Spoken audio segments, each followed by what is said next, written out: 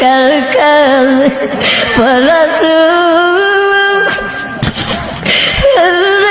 যাবি কার আপনি যদি আমাদেরকে মাফ না করে আল্লাহ বলেন আমরা কার দরবারে যাইব আল্লাহ উপরে থাকবে ময়দানে আল্লাহ কত মানুষের মাথাগুলো মগজে আল্লাহ গলে গলে পড়বে আল্লাহ ওই কঠিন মুহূর্তে আল্লাহ আপনি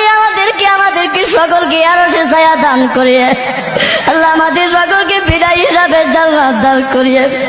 আল্লাহ আপনি আমাদের সকলকে মাফ করিয়া দেন